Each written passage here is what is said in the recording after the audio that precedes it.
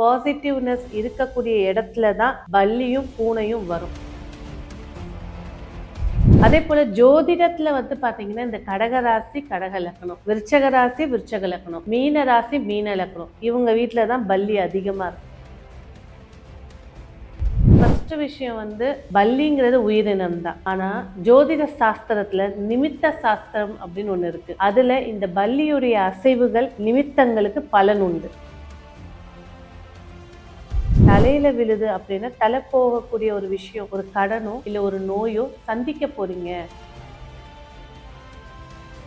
ஒரு உடல்ல ஒரு ஜீவன் படுது அப்படின்னாலே சில தோஷங்கள் கண்டிப்பா வரும். நிறைய பேர் நாய்க்கு சோறை ஊட்டி ஊட்டி இடுப்புல தூக்கி வச்சுட்டுலாம் தெரியுறாங்க. உங்க மனசுல இருக்கிற ஒரு நெகட்டிவ்னஸை உங்களுக்கே தெரியாம அழிக்கணும்னா புதினாவும் லைமும் தான்.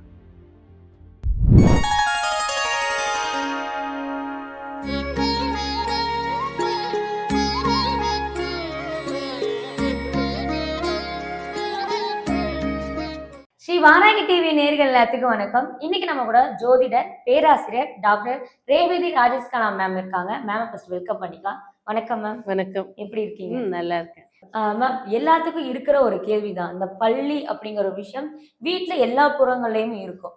அதை ஒரு உயிரினமா பார்க்காம அதோட ஜோதிடத்தை கனெக்ட் பண்றாங்க. அதுக்கும் இதுக்கும் என்ன சம்பந்தம் மேம்?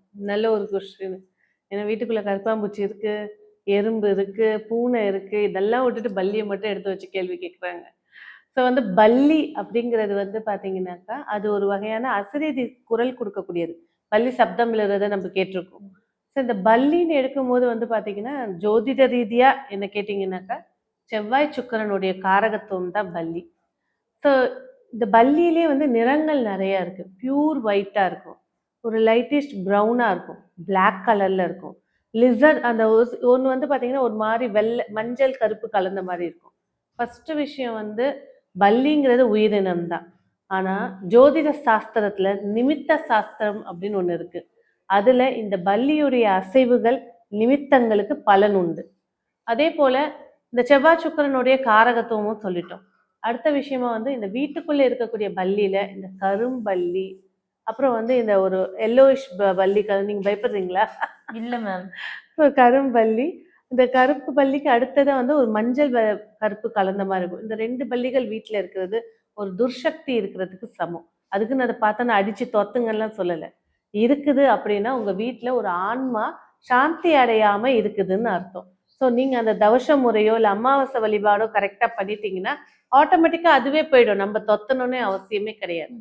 அதே போல ஜோதிடத்துல பாத்தீங்கன்னா இந்த கடக ராசி கடக லக்னம், விருச்சக ராசி விருச்சக லக்னம், மீன ராசி மீன லக்னம், இவங்க வீட்டுலதான் பல்லி அதிகமா இருக்கும்.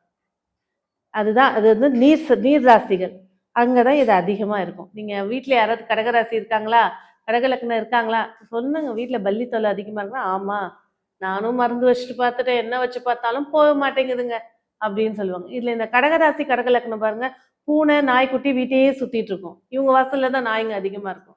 இந்த விருச்சக ராசி பாத்தீங்கன்னா கருப்பாம்பூச்சிங்க பூச்சிங்க இது கண்டிப்பா இருக்கும். இந்த மீன ராசி மீன் தொட்டி வளர்ப்பாங்க, ஈசல், குட்டி குட்டி பறவைகள் அதிகமா இருக்கும். சரி, அடுத்து இப்ப பல்லின்னு எடுக்கும்போது பாத்தீங்கன்னாக்கா இந்த பல்லிக்கு மட்டும் தான் ஒரு தன்மை இருக்கு, தன்னோட வால் வெட்டப்பட்டாலும் வளரக்கூடியது. அதாவது ஒரு உடம்பு வெட்டப்பட்டாலும் வளர்க்கக்கூடிய ஒரு சக்தி நிறைஞ்சது பல்லிக்கு தான் இருக்கு. அப்போ ஒரு பல்லியுடைய ஒரு சப்தம் அப்படிங்கிறது நன்றும் பாத்தீங்கன்னாக்கா ஸ்ரீரங்கத்துல போனீங்கன்னா தங்கபல்லி காட்சி இன்னமும் இருக்கு. அப்போ தெய்வாம்சம் கொண்டதுதான் பல்லி. சரி, இந்த பல்லியுடைய சப்தங்கள், அதாவது கிழக்கு மேற்கு வடக்கு இந்த திசையிலிருந்து சப்தங்கள் கேட்கும்போது, ஒரு விஷயம் வீட்டுல சுப நிகழ்ச்சி பேசிட்டு இருக்கீங்க, இந்த சப்தம் கேட்கும்போது கடவுளிடமிருந்து வரக்கூடிய ஆசீர்வாதம்னு அர்த்தம். உடனே கமெண்ட் போடுவாங்க, அது பசிக்கு அழுவுது, இன்னொரு பல்லிய கனெக்ஷனுக்கு கூப்பிட சத்தம் கொடுக்குதுன்னு. ஆனாலும் இந்த காலகட்டத்தில் ஒரு நிமித்த சப்தம் வர்றது அப்படின்றது தெய்வ அருள் நிறைஞ்சதுதான். மூன்றாவது அப்படின்னு பாத்தீங்கன்னாக்க இந்த பல்லி மேல விழக்கூடியது. இப்ப நின்றுட்டு இருக்கோம் விழுது அப்படின்ற போது ஒரு உடல்ல எந்த இடத்துல, இப்ப ஃபார் எக்ஸாம்பிள் தலையில விழுது அப்படின்னா உடனே எல்லாம் பயன்படுத்திடுவாங்க, அவள்தான் இறப்பு மரணம் அதெல்லாம் கிடையாது. தலையில விழுது அப்படின்னா தலை போகக்கூடிய ஒரு விஷயம், ஒரு கடனோ இல்லை ஒரு நோயோ சந்திக்க போறீங்க, ஒரு மன குமுறலை சந்திக்க போறீங்க அப்படிங்கிறது தான் அதோட அர்த்தம். அதை விட்டு தோள்பட்டையில கால்கள்ல விழும்போது உங்களை பிடித்திருந்த பீடிகைகள் உங்களை விட்டு வெளியில போகுது அப்படிங்கிறது அர்த்தம். முதல்ல பல்லி உடம்பில் படக்கூடாது. பட்டுச்சு அப்படின்னாலே முதல்ல ஒரு கடல்லையோ இல்ல ஆறுலயோ போய் குளிச்சிடணும்.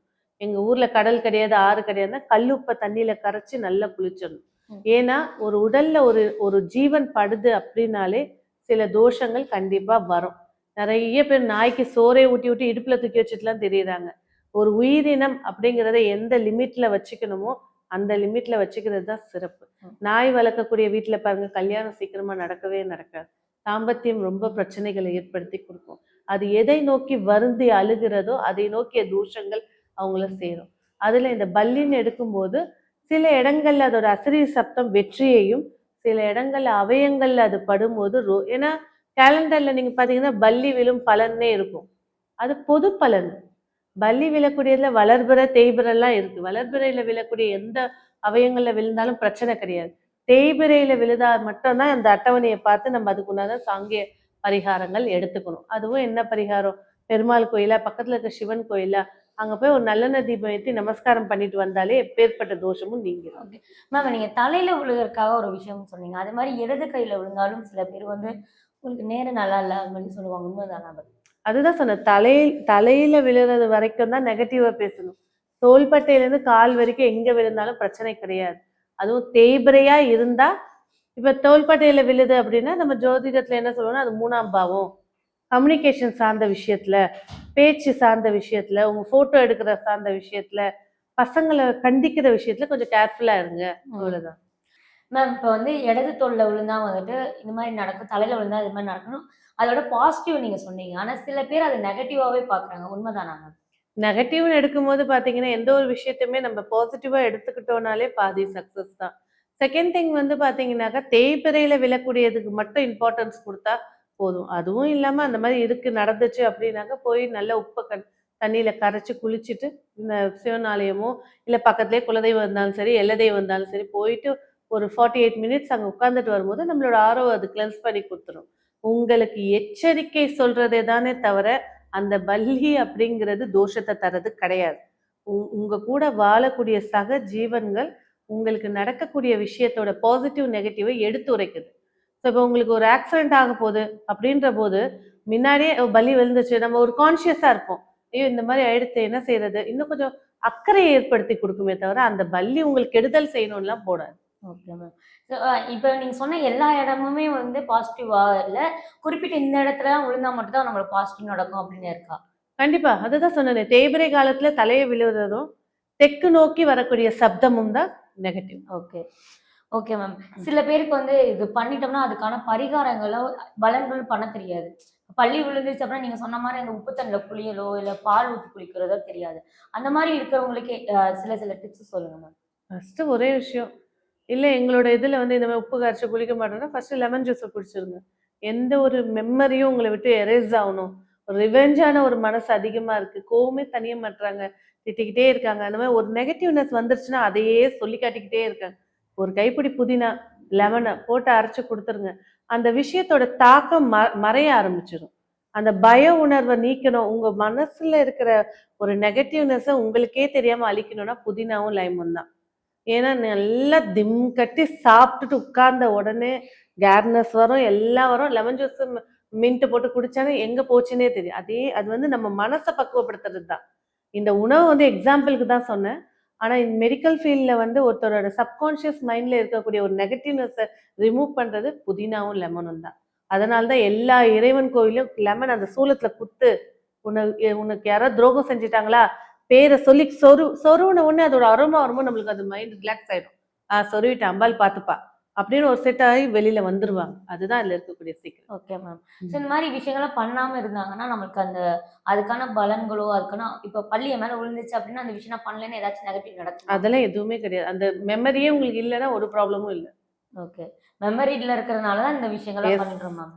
எஸ். அப்ப வீட்ல சில பேர் வந்து பள்ளி வந்து வளர்க்குறாங்க. ஸோ வளர்க்கறக்கு சில காரணத்தோட தான் வளர்க்குறாங்களா? இல்ல வீட்ல இருக்கு. அது வந்து ஒரு உயிர் அப்படின்னு வளர்த்துக்கலாமா? 2வது வீட்ல அது வருது அப்படின்னாக்கா வீட்டை கிளீனா வைக்கணும். வராது 2வது.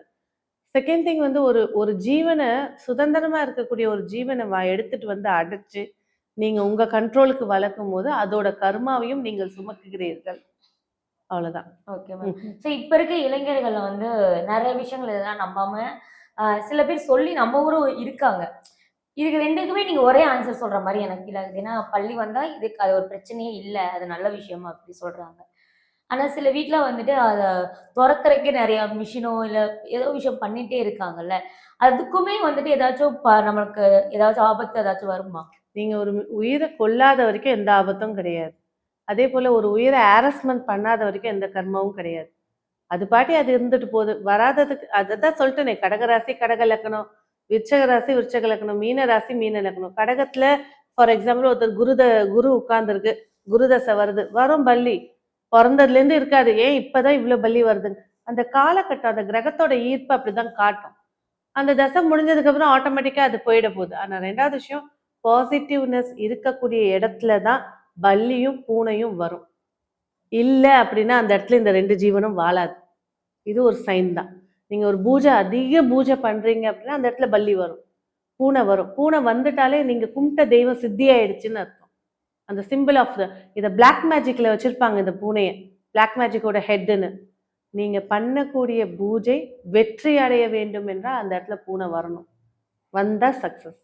அப்ப பள்ளி அப்படிங்கிறது வந்து நெகட்டிவா பார்த்தோம் நம்ம எல்லாரும். அது அது உண்மையான ஒரு கால தூதன் அது. உங்களுக்கு வரக்கூடிய விஷயத்த அது வந்து தெரிவிக்குது. Okay ma'am. அதான் மேம் பள்ளி இனிமேல் நெகட்டிவா பார்க்காம ம். பாசிட்டிவா எஸ். பார்க்கணும் அப்படிங்கிற விஷயத்த வந்து சொல்லியிருக்கீங்க. ரொம்ப நன்றி மேம். நன்றி.